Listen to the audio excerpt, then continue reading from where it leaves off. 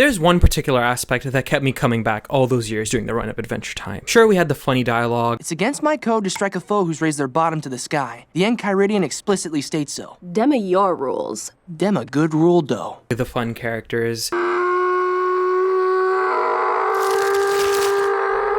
Nope.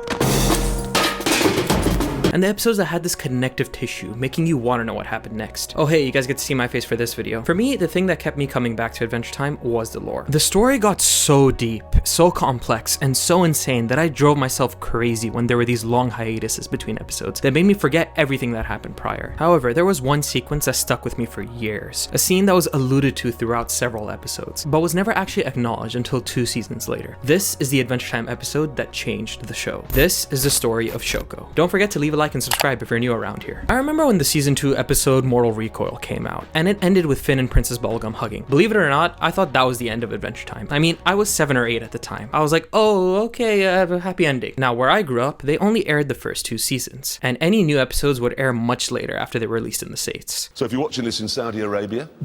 So when I got introduced to the internet and found that a season 3 existed, I lost my mind. And the first episode I watched of that season was The Creeps. The episode follows Finn and Jake trekking up these stairs to this castle on a stormy night. Why are they doing this? Well, they received an invitation to a party by, get this, an anonymous host. So they arrive and they see a bunch of other characters have been invited. They've all been given mystery names on their invitation, including Cinnamon Bun, whose mystery name is It's Guy Farting. The central premise of the episode is that the anonymous host is actually a ghost who plans to possess one of the characters and use them to kill everyone else in the house. The whodunit plot is very reminiscent of the episode Mystery Train. That episode had a killer going around killing characters on a train and leaving behind a skeleton. This was later confirmed to be a prank Jake was pulling on Finn. The thing is, following Cinnamon Bun's supposed death in The Creeps, Jake catches on the similarities and accuses Finn of pranking him just like he did. Finn denies it, but with all the chaos and death that ensues, Finn admits that it was originally a prank and that there is in fact a ghost on the loose. Everyone gets killed in rather brutal ways.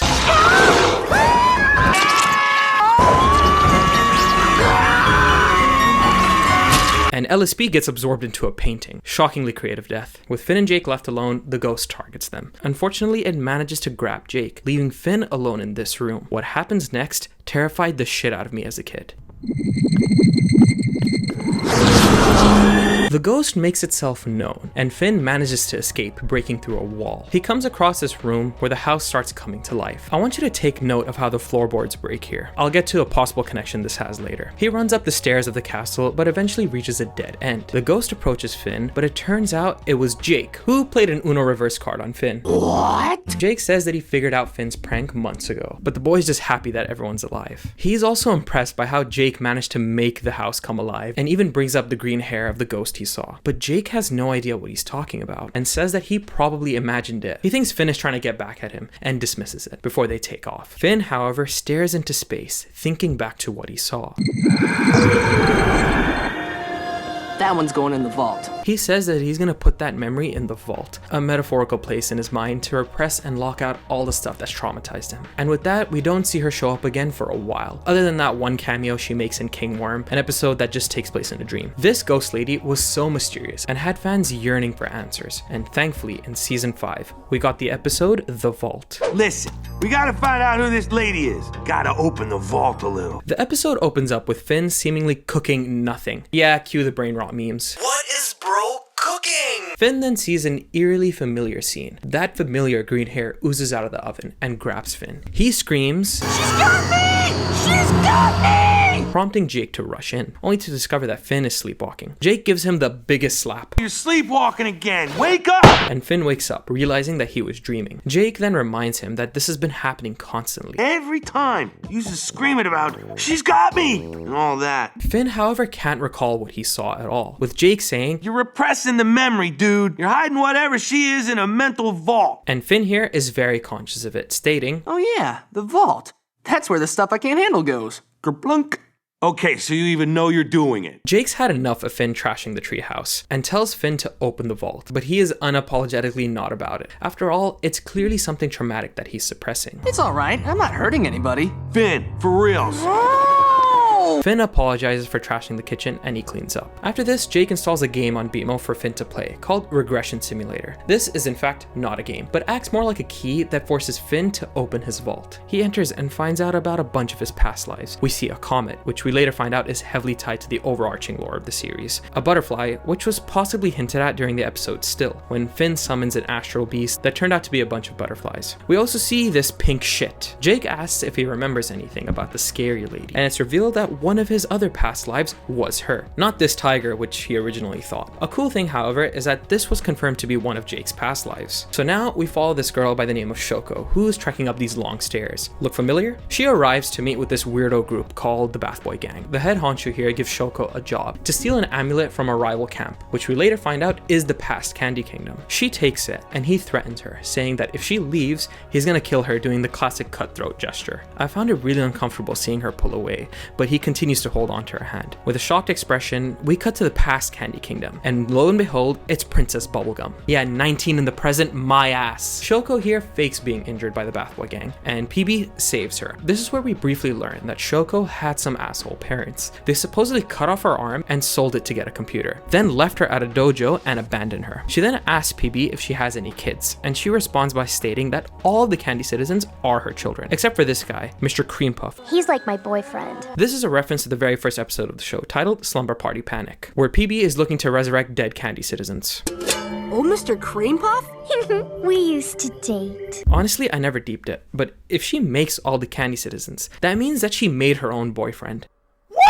She becomes more and more unlikable by the day. Anyway, she asks Shoko to help her cover this radioactive waste, most likely caused by the mushroom war. As she helps, she spots a member of the Bath Boy Gang, who tells her that he's gonna snitch on her. She responds by saying that she's trying to gain PB's trust, and she then screams out for help before performing this combo with her tiger. PB is impressed by her defense and shows her the secret project that she's been working on. It's the Gumball Guardians. We see a quick montage scene of Shoko and PB working together to finish them. After that, PB uses the amulet that Shoko has been looking for to awaken them. After the Gumball Guardians come to life, PB shows Shoko one final surprise. She gives her a robotic arm. She feels overwhelmed and runs back to her tent. She puts it on and remembers that if she doesn't do the Bath Boy's job, she will be killed. Pretend my finger's a knife.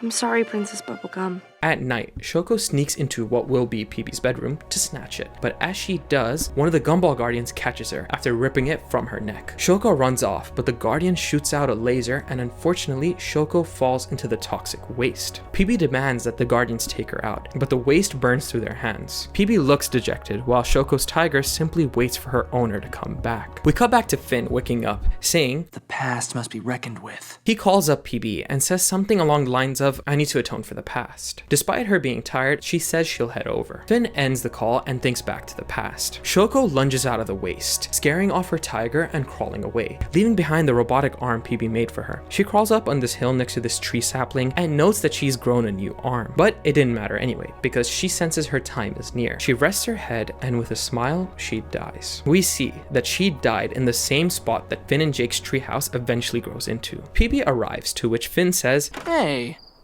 After taking her inside, he starts going batshit insane in the kitchen. Jake wakes up irritated, thinking that Finn's having his nightmare about the ghost lady again. He breaks through the floorboards and looks down with fearful eyes. It's the ghost lady again, but she's holding PB's amulet and hands it to Finn. Finn thanks her and gives it to PB. She is shocked, but then looks below to the floorboards to see Shoko's skeleton. Seemingly recognizing it, Is that? It's me, Shoko. And PB, you're like a bazillion years old. You're not freaking 19. What the heck?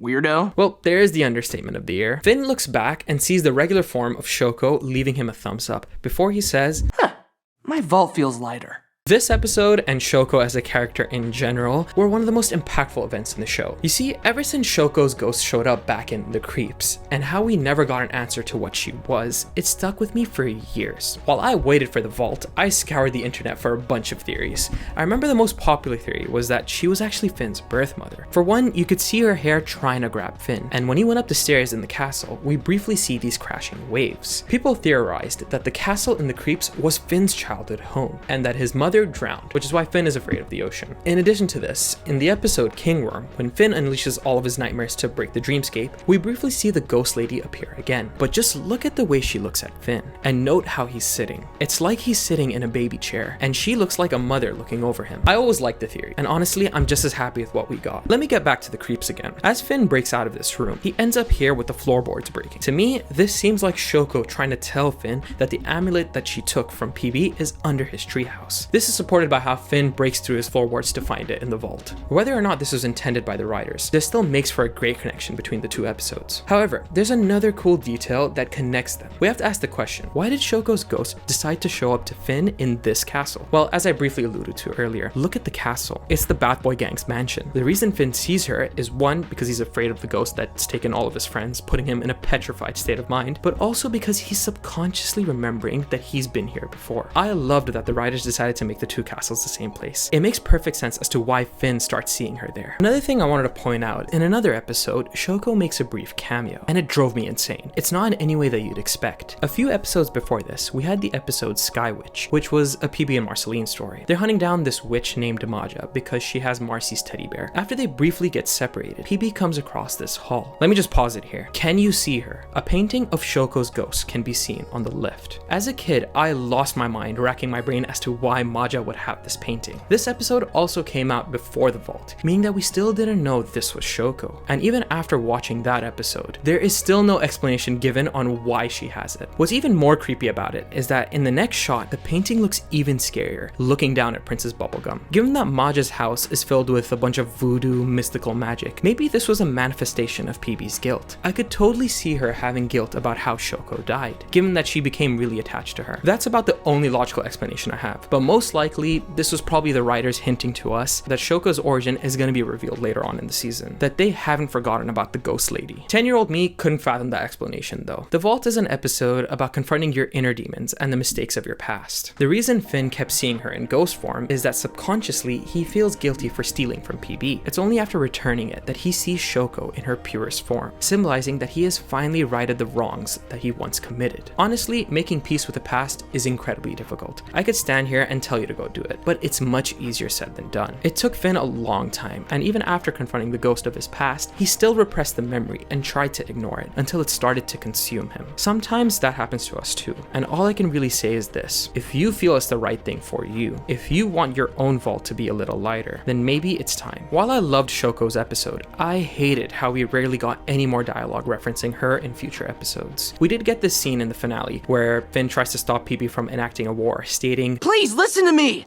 We've been friends for a long time.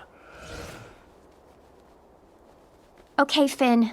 We'll give him one last chance. When I first saw this scene, I didn't like it as much because it just felt forced. I think we should have had more moments of Finn or PB briefly mentioning Shoko to each other. When Finn loses his arm for the second time, Princess Bubblegum builds him a robotic one, just like she did for Shoko. So why not include a line of dialogue where she references what she did for him in a past life? It would deepen their relationship and give more weight to the brief flashback that she has in the finale. What do you guys think? Let me know down below. The similarities between Shoko and Finn go beyond just having one arm though. Shoko's parents abandoned her and were assholes, just as Finn's dad Martin did. I guess you could say there are constants and variables in every life. This is the show that echoes the same theme: everything stays, but it still changes. Overall, this character made me realize just how much I love it in fiction, when there are these small seeds planted in the early stages of a story that later get paid off in a future one, especially if there are things that seem so interesting but are only ever shown briefly. Shoko's ghost appearing in the creeps is something that I heavily took inspiration from in my book, The Shattered Absolution. I've put in a lot of foreshadowing, hints, secret codes, and other cool details that foreshadow future events in sequels. If you're interested in checking it out, the link is down below. I'm also working on an audiobook that I hope to release sometime this summer. Leave a comment if that's something that you guys are looking forward to. I want to say a big thank you for 50,000 subscribers. It's an immense achievement, and I can't thank you enough. For newcomers, please subscribe, not just for more Adventure Time videos, but for other cartoon videos as well. Character breakdowns on Marceline and Ice King will come.